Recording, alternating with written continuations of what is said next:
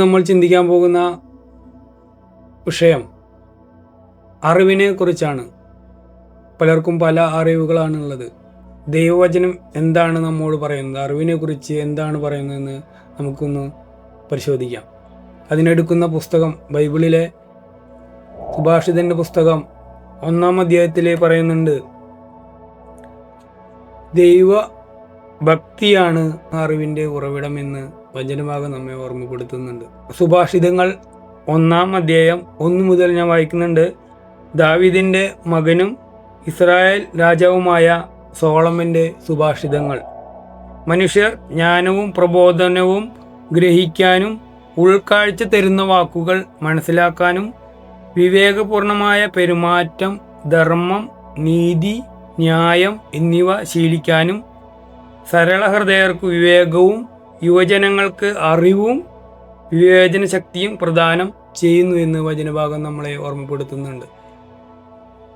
ദൈവ കാര്യങ്ങൾ, ദൈവചിന്തകൾ പുച്ഛിക്കുമ്പോൾ നമുക്ക് നഷ്ടമാകുന്നത് അറിവിൻ്റെ ഉറവിടമാണ്. ദൈവത്തെ തന്നെയാണ് നമുക്ക് നഷ്ടപ്പെടുന്നത്. 22-ാം തിരുവചനം കാണാം, പറയുന്നുണ്ട്, ഭോഷരെ, നിങ്ങൾ എത്ര നാൾ ഭോഷരായി കഴിയും? എത്ര നാൾ പരിഹാസകർ പരിഹാസത്തിൽ ആഹ്ലാദിക്കുകയും മൂഢർ അറിവിനെ നിന്ദിക്കുകയും ചെയ്യുമെന്ന് വചനഭാഗം ഓർമ്മപ്പെടുത്തുന്നുണ്ട്. കേട്ടോ, അറിവിനെ പുച്ഛിക്കുക, പ്രബോധനത്തെ പുച്ഛിക്കുക, ദൈവവചനത്തെ പുച്ഛിക്കുക, അതാണ് ഇവിടെ പറഞ്ഞിരിക്കുന്നത്. 28-ാമത്തെ വചനം, അപ്പോൾ അവർ എന്നെ വിളിക്കും, ഞാൻ വിളി കേൾക്കുകയില്ലെന്നാണ് വചനഭാഗം. ജാഗരൂകതയോടെ എന്നെ അന്വേഷിക്കും, കണ്ടെത്തുകയില്ല എന്നുകൂടി വചനഭാഗം പറയുന്നുണ്ട്.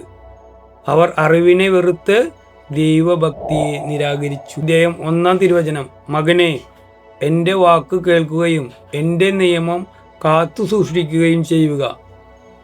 നീ ജ്ഞാനത്തിനു ചെവി കൊടുക്കുകയും അറിവിൻ്റെ നേരെ നിന്റെ ഹൃദയം ചായ്ക്കുകയും ചെയ്യുക എന്ന് ഉണ്ടോ.